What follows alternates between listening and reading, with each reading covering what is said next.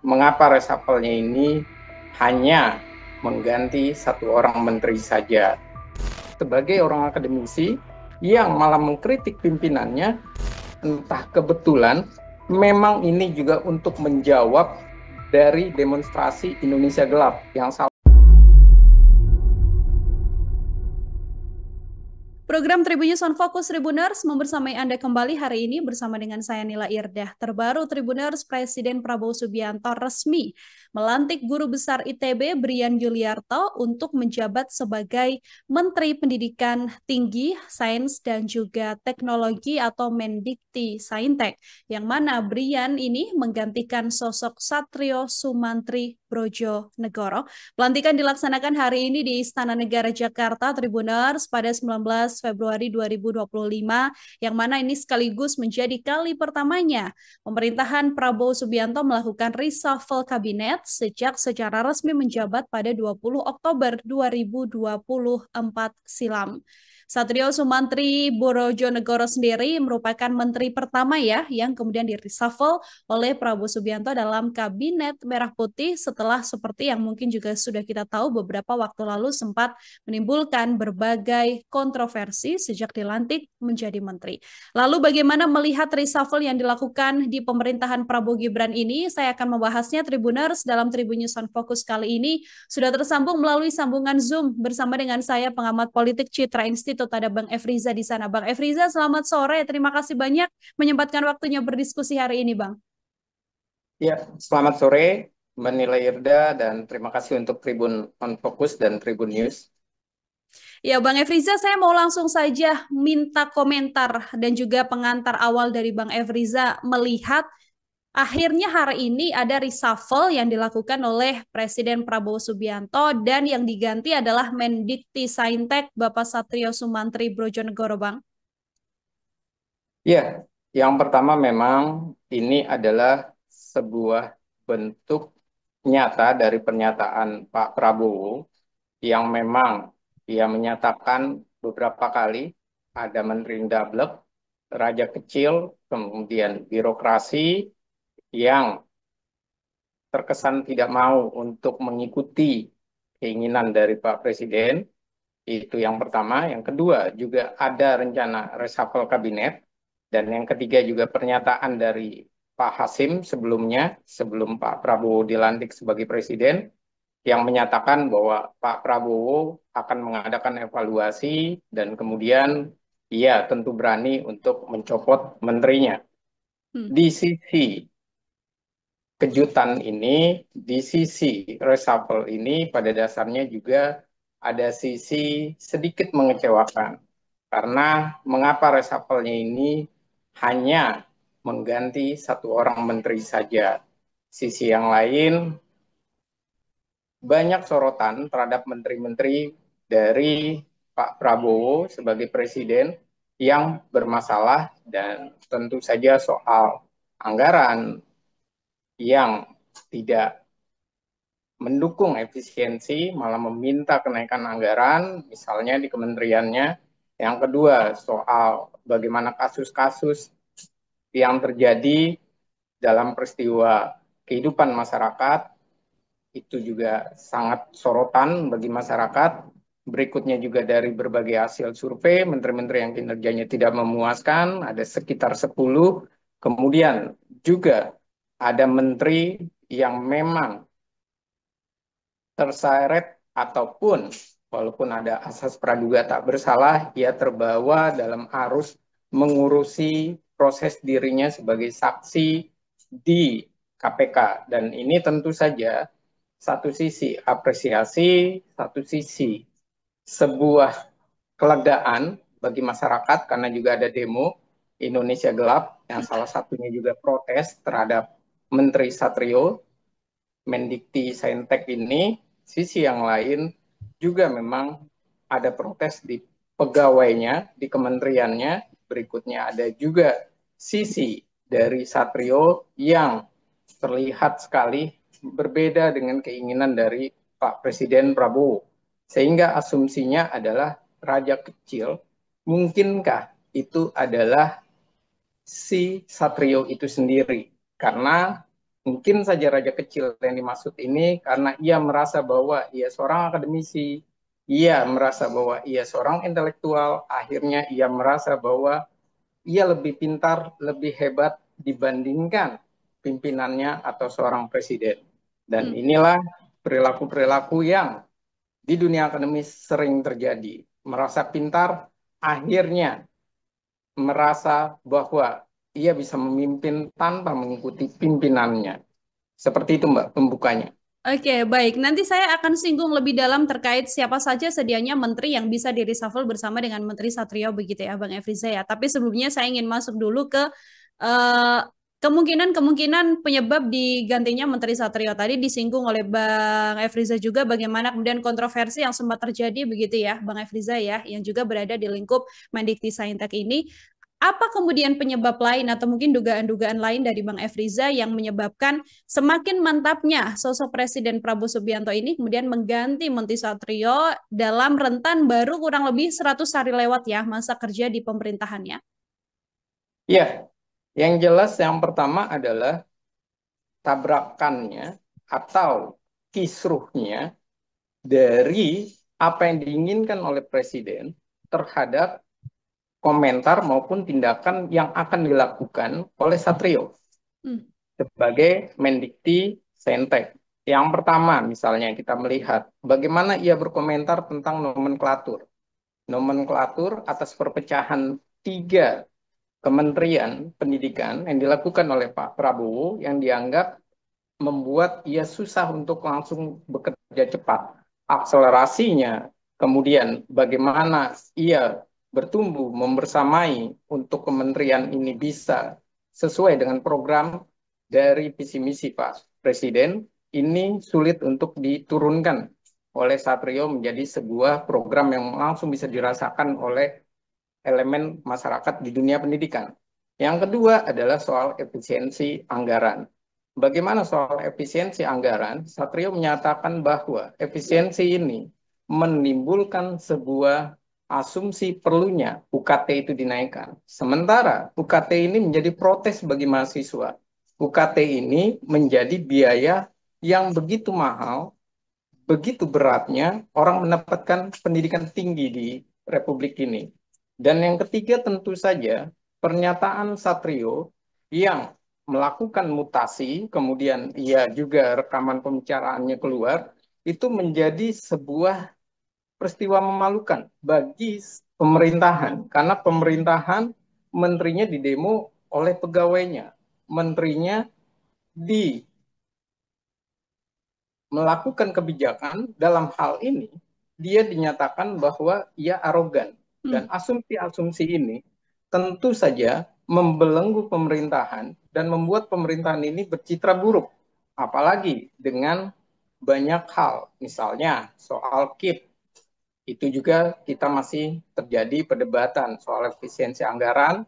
KIP ini juga dirasakan apakah nanti dari mahasiswa ini ataupun yang mendapatkan gap ini tidak lagi mendapatkan atau tidak. Tapi nyatanya kan memang semua itu masih berjalan. Semua itu masih diproses. Dan hal-hal inilah yang membuat akhirnya ketika ada demo beberapa hari ini Indonesia Gelap, nama Satrio pun menggema. Dan saya rasa bisa diasumsikan ada dua hal yang menyelimuti dari Pak Prabowo. Yang pertama adalah soal bagaimana pernyataan nomenklatur dia dipersoalkan. Hmm. Artinya, Presiden Prabowo dalam memimpin dipersoalkan kemampuan memimpinnya, kemampuan merancang apa yang ingin dibentuk dalam kabinetnya.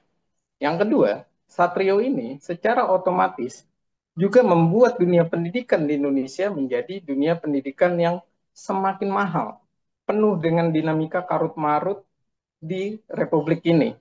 Dan yang ketiga adalah demo itu sendiri.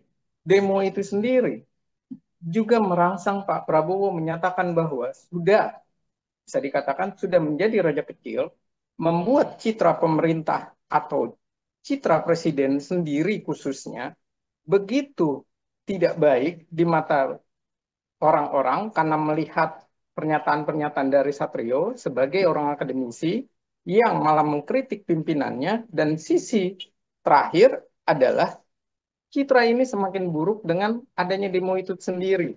Dan ini tentu saja menciptakan keresahan di masyarakat.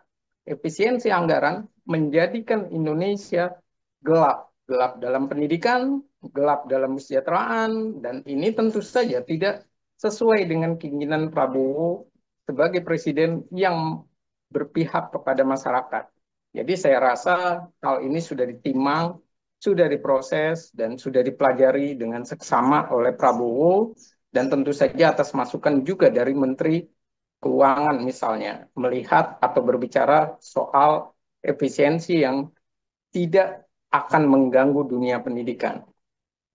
Kalau kita melihat sosok yang kemudian menggantinya, Bang Efriza, ini kan yang mengganti adalah Brian Yuliarto yang merupakan guru besar dari ITB begitu ya. Kalau dari latar belakang sendiri, kemudian kesesuaian untuk bisa mengganti jabatan yang sebelumnya diemban oleh Satrio Brojonegoro ini, apakah menurut Bang Efriza ini juga sudah cukup ideal dengan sosok menteri yang diganti dan diisi oleh Brian Yuliarto ini, Bang? Iya, kalau melihat track recordnya, ini tentu saja Pak Prabowo menginginkan dari sains dan teknologinya untuk perguruan tinggi, untuk pendidikan tinggi, untuk masyarakat lebih maju.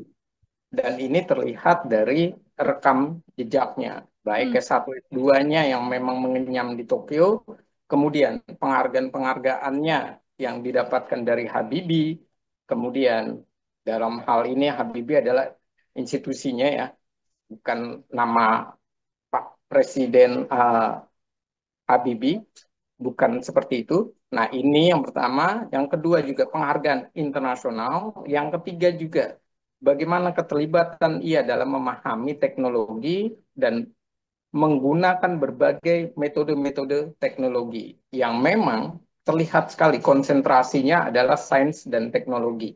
Dan begitu juga reputasi ITB-nya itu juga yang dibawa. Dan ini tentu saja ada harapan yang disematkan oleh Presiden Prabowo terhadap menteri yang baru dilantik ini. Dan tentu harapan dari ini adalah bukan sekedar UKT, bukan sekedar bagaimana kemudian pegawai-pegawai ini kompak, tapi juga punya visi besar Pak Prabowo yang ingin memajukan sains dan teknologi. Nah, ini rasa-rasanya yang diemban, yang menjadi alasan dari proses reshuffle ini. Oke, dari Menteri Satrio kemudian digantikan oleh sosok Brian ya, Brian Yuliarto yang merupakan guru besar dari ITB. Bang Efriza, kalau melihat reshuffle yang kemudian dilakukan oleh Presiden Prabowo Subianto ini, apakah kemudian sekaligus menjadi tanda ataupun peringatan juga sedianya bagi sejumlah menteri lain yang belakangan memang juga sudah melakukan atau membuat kontroversi agar berhenti dan tidak berulah lagi, Bang? Iya, kalau melihat kemungkinan itu sangat besar sekali. Dan yang patut diperhitungkan, yang patut ditanamkan di dalam diri para menterinya Pak Prabowo, yang pertama adalah bekerja untuk rakyat. Yang kedua adalah keberpihakan dalam kebijakan untuk rakyatnya. Dan yang ketiga adalah jangan lupakan bahwa Pak Prabowo ini adalah sosok pemimpin yang memang mengutamakan suara rakyatnya.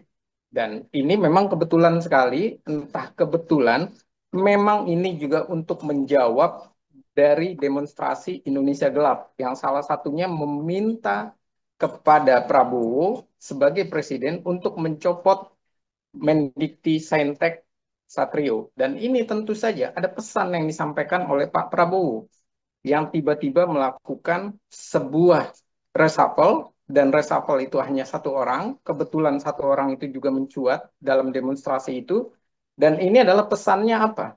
Bahwa Prabowo ingin menteri-menterinya bekerja berpihak kepada masyarakat.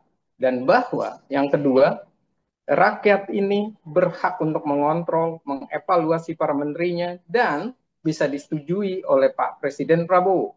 Dan ini juga yang mungkin disinyalir yang menjadikan Pak Presiden Prabowo hanya mencopot satu orang, melakukan reshuffle satu orang, yang suatu hal yang di luar kebiasaan para presiden sebelumnya, sisi yang lain, dia juga mengangkat kepala pimpinan kelembagaan. Artinya, dua hal sekaligus dia sampaikan. Satu ke menteri, yang kedua juga ke kepala lembaga yang baru dilantik. Bahwa jangan main-main. Kalau mengecewakan masyarakat bisa disingkirkan sesuai dengan apa keinginan masyarakat. Makanya momentum Indonesia Gelap ini menjadi sebuah semangat bahwa Pak Prabowo ingin menunjukkan Indonesia bisa terang khususnya di bidang pendidikan setelah copotnya Satrio.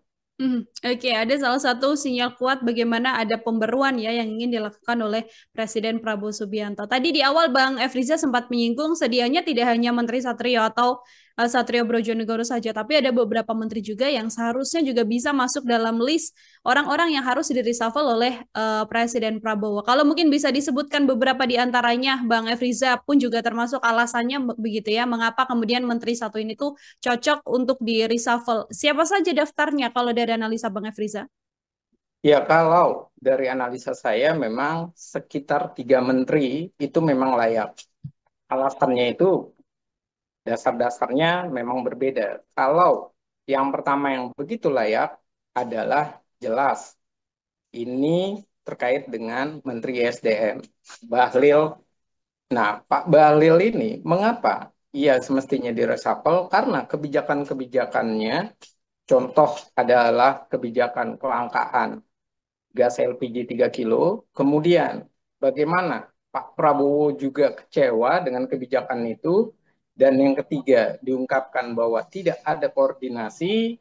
Dan yang keempat juga kebijakan ini pada dasarnya juga menunjukkan bahwa Bahlil ini tidak peduli dengan masyarakat. Karena dari kebijakan-kebijakan ini banyak komentar-komentarnya yang sangat sinis yang tidak berpihak kepada masyarakat. Misal, masyarakat disuruh mencari kurang jauh, artinya suruh lebih jauh lagi. Yang kedua, masyarakat disalahkan karena dianggap kenapa harus borong, kenapa harus panik membeli gas. Dan yang ketiga juga ia begitu merasa bahwa nggak usah sampai kepada presiden, harusnya cukup di dirinya saja. Dan ini adalah komentar-komentar yang saya rasa tidak layak untuk memimpin republik ini, untuk mengelola republik ini sebagai pembantu presiden. Dan yang kedua adalah tentu saja Menteri Budiari, Menteri Koperasi. Mengapa Budiari? Karena portofolionya saat ini sedang tidak baik-baik saja atau dalam tanda kutip lagi buruk. Dalam kasus ia menjadi saksi walaupun ada asas praduga tak bersalah menjadi saksi dalam judi online yang terjadi di Komdiji. Dan berikutnya bagaimana ia lebih kepada pro mantan Presiden Joko Widodo. Kemudian ia terkesan tidak solid kepada Pak Prabowo karena ia memikirkan perlindungan terhadap dirinya. Artinya yang menjadi permasalahan adalah sudah portofolionya tidak baik, sedang tidak baik ya, kalau ingin dibahasakan lebih halus. Yang kedua adalah hal yang terkait dengan ia juga tidak solid mendukung sepenuhnya pemerintahan Prabowo. Dan yang ketiga juga, Budiari ini menjadi sebuah menteri yang banyak diprotes oleh masyarakat karena kinerjanya kurang memuaskan. Dan ini juga dari hasil survei. Dan mengapa ia kurang memuaskan? Karena dari awal memang ia sementara saat wamen desa pembangunan tertinggal saat itu, kemudian ia menjadi Menkom Info, ia dicitrakan hanya sebagai menteri giveaway. Jadi menteri yang terpilih karena kebaikan dari seorang Presiden Jokowi semata. Sedangkan kinerjanya itu masih dirasakan minim. Yang berikutnya adalah Menteri Natalius Pigai. Mengapa Natalius Pigai? Karena ia jelas-jelas disorot oleh masyarakat, disorot juga oleh DPR atas pernyataannya yang meminta kenaikan anggaran. Bahkan Natalius Pigai ini disorot oleh DPR RI karena ia kurang greget ketimbang ia menjadi aktivis. Pertanyaannya, apakah kurang gregetnya Natalius Pigai ini karena dirinya memang merasa uang kementerian di daerah kementerian HAM-nya ini untuk di daerah-daerah nanti dia bekerja misalnya melaksanakan sebuah sosialisasi ataupun membangun hak asasi manusia dari daerah-daerah kesadaran tersebut, ternyata ini tidak membuat dia semangat karena kecilnya anggaran. Dan ini juga menjadi sebuah dilematis. Kenapa Natalius Pigai lebih hebat saat menjadi aktivis ketimbang menjadi menteri? Dan ini pernah disorot oleh anggota DPR di dalam rapat. Berikutnya adalah yang terbaru. Yang terbaru itu adalah Noel. Bagaimana ia merespon orang-orang yang mau pergi keluar dari Indonesia dengan sudah biarkan saja misalnya, atau nggak usah kembali. Dan itu adalah respon bagaimana pemerintah mengabaikan rakyat, bagaimana pemerintah tidak sadar terhadap rakyatnya, tidak sadar terhadap bahwa keberpihakan kepada rakyat itu penting. Dan ini umumnya, kalau tadi kita melihat, umumnya rata-rata yang menjadi menteri yang kurang sangat kerjanya minim atau kurang greget, saya katakan sangat kurang greget, itu bisa jadi adalah yang pertama menteri yang dasarnya dari relawan. Karena dia merasa dia relawan, dia merasa dia bisa memenangkan Prabowo Gibran, dan kemudian ia merasa bahwa ia layak menjadi seorang menteri atau wamen ataupun kepala bagian, sehingga ia merasa bahwa ini adalah kompensasi yang didapatkan karena jasanya. Dan ini sangat keliru dan sudah terbukti. Noel misalnya. Kemudian Budi Ari yang jelas-jelas dari relawan yang ternyata malah tidak begitu baik kinerjanya. Kemudian menteri-menteri yang tersorot ini umumnya juga adalah menteri yang berdasarkan ketua umum partai politik. Menjadi permasalahan karena kepentingan mana yang diperjuangkan? Jangan-jangan bukan kepentingan rakyat yang diperjuangkannya, tapi kepentingan partainya semata. Bukan juga menerjemahkan kepentingan dari visi misi presiden. Karena itulah presiden selalu berusaha melakukan konsolidasi dan mungkin saja ide koalisi permanen itu untuk menjelaskan kepada para menterinya, supaya menterinya itu loyal, solid bersama beliau untuk mendukung pemerintahannya dan untuk berpihak kepada masyarakat. Jadi pertanyaan berikutnya adalah reshuffle sekarang ini apakah akan dilanjutkan dalam reshuffle beberapa bulan ke depan atau ini sekedar hanya mengganti dari Satrio saja untuk tujuan memberikan efek kejut, memberikan kekhawatiran di kementerian-kementerian yang lain, atau juga menciptakan sebuah pesan bahwa Pak Prabowo memang siap untuk melakukan reshuffle terhadap menteri yang tidak berpihak kepada masyarakat. Hmm.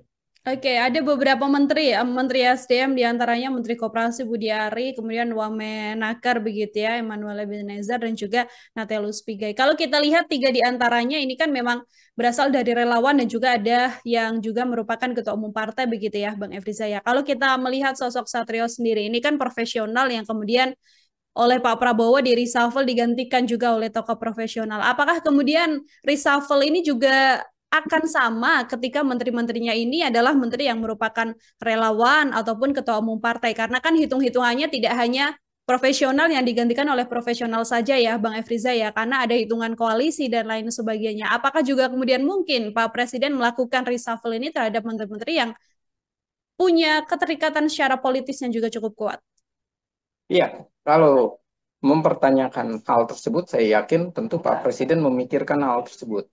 Yang paling posisinya paling kuat adalah menteri yang terkait dengan partai politik, kemungkinan besar dilantiknya adalah dari partai politik. Cuma posisinya saja mungkin digeser. Itu yang terjadi. Digeser, dilakukan sebuah tukar guling antar menteri profesional dengan menteri partai atau antar menteri partai. Itu bisa saja terjadi. Yang kedua adalah bagaimana dengan relawan. Nah, kalau dari relawan, semestinya Pak Prabowo itu tidak perlu khawatir, malah bisa memberikan sebuah pesan kepada relawan. Mereka kemarin sudah direkrut, mereka kemarin sudah mendapatkan kompensasi, tapi kalau kinerjanya tidak baik, maka disingkirkan. Dicari relawan yang baru, atau dicari dari relawan-relawan yang mungkin saja mereka dapatnya cuma di komisaris, kemudian di duta besar, kemudian ditarik untuk masuk di dalam kementeriannya. Kalau tidak, diangkat yang benar-benar profesional. Tapi sekali lagi, untuk melakukan reshuffle, Pak Prabowo harus punya jelasan, menjelaskan, harus punya penjelasan terhadap apakah menteri-menterinya yang ditarik, yang dilakukan reshuffle ini adalah satu, untuk kembali melakukan visi misinya yang sebelumnya, atau yang kedua, visi misi yang sebelumnya tapi punya prioritas yang sangat ditekankan. Misalnya, memang Menteri Dikti Saintek waktu itu Satrio, tapi saya melihat tugas dari Brian ini beda dengan Satrio. Brian ini karena dari rekamnya lebih kepada Saintek. Artinya, Pak Prabowo memprioritaskan kepada sains dan teknologi yang harus diwujudkan oleh Brian. Dan ini artinya ada suatu hal yang berbeda dengan Satrio yang saat itu dilepaskan saja tanpa penjelasan apa yang diprioritaskan. Jadi soal relawan ini saya rasa sudah waktunya. Kalau memang tidak baik, singkirkan saja, ganti dengan yang profesional. Karena rakyat Indonesia itu banyak, rakyat Indonesia yang pintar itu banyak, yang hebat itu banyak, yang jujur juga banyak. Kenapa harus memilih orang-orang yang sama? Dan juga perlu ditekankan adalah sudah waktunya Pak Prabowo memikirkan, menyelesaikan orang-orang yang di masa Presiden Joko Widodo itu tidak baik, tidak beres kerjanya, tidak becus kerjanya, menjadi memasukkan orang-orang baru yang lebih solid, lebih loyal kepada dirinya, ketimbang mempertahankan asumsi berapa persen harus dari orang-orang sebelumnya yang memerintah atau ikut membantu dari Pak Presiden Joko Widodo. Walaupun hubungan Pak Prabowo dengan Joko Widodo saya yakin masih bisa terus baik karena kesantunan dan keadaban politik dari Pak Prabowo sendiri. Terakhir dari saya, Bang Efriza, ini kan menjadi salah satu pesan kuat bahwa kalau menteri ada yang macam-macam, yang tidak sesuai dengan keinginan presiden akan di reshuffle begitu ya. Sebagai closing statement juga dari Bang Efriza, bagaimana kemudian sikap dan juga tingkah laku dari para menteri ini atau hal-hal yang harus ditunjukkan ke publik oleh para menteri ini agar nantinya tidak kemudian bernasib sama dengan Menteri Satrio Sumantri Brojonegoro ini, Bang? Iya, hal yang perlu dilakukan oleh menteri-menterinya yang pertama adalah jelas mengikuti arahan dari Pak Presiden. Yang kedua, menerjemahkan visi misi Presiden Prabowo maupun dengan Wakil Presidennya Gibran dengan cara menurunkan kepada program kerja yang jelas. Dan yang ketiga, mereka harus menguasai yang namanya kebijakan. Kebijakan itu ada agenda setting, kemudian ada formulasinya, kemudian ada bagaimana implementasinya dan bagaimana evaluasinya. Artinya, ini harus dikoordinasikan, ini harus disampaikan dalam komunikasi yang baik. Yang ketiga, keberpihakan kepada masyarakat harus dijelaskan. Yang keempat, rencananya itu harus dijelaskan dengan gamblang, dengan transparan, dengan bahasa yang lugas.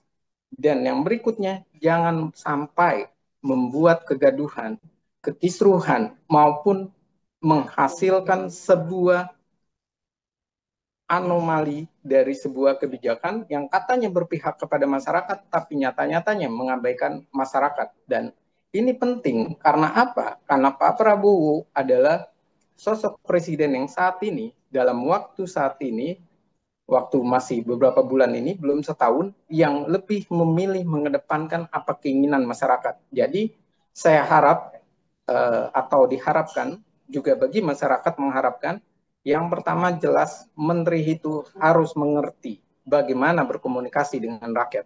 Yang kedua, kalau tidak bisa berkomunikasi lebih baik diam, bekerja, kerja, kerja, dan kerja. Dan itu pernah terjadi di menterinya era Pak Jokowi. Jadi lebih baik begitu. Dan yang ketiga, koordinasi dengan presiden, dengan koordinator maupun dengan Menq ketika soal anggaran, soal kebijakan. Jangan sampai kebijakan ini terkesan tidak pernah dibicarakan kepada Pak Presiden, kemudian ujung-ujungnya adalah rakyat yang dikorbankan, ujung-ujungnya ketidakberpihakan kepada masyarakat. Dan ini adalah sinyal. Jadi sekali lagi reshuffle ini adalah reshuffle sebuah pesan, bukan reshuffle kabinet seperti pada umumnya, tapi reshuffle yang khusus menyampaikan pesan ke dalam menteri-menterinya. Berpihak kepada rakyat kalau tidak di reshuffle, meski satu orang saja yang menjadi raja kecil. Oke, harus berpihak kepada rakyat, bekerja untuk rakyat juga ya. Kalaupun tidak sesuai dengan arahan dari presiden, nantinya juga pasti para menteri ini akan mendapatkan giliran untuk bisa di-reshuffle dan digantikan oleh sosok yang berkemungkinan akan jauh lebih baik dalam kerja membantu masyarakat. Seperti itu. Bang Efriza, terima kasih banyak.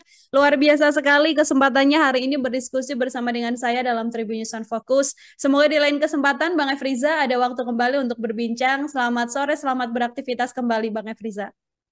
Selamat sore Mbak Nila, dan terima kasih atas waktu, kesempatannya. Mohon maaf kalau ada salah kata bahasa. Terima kasih.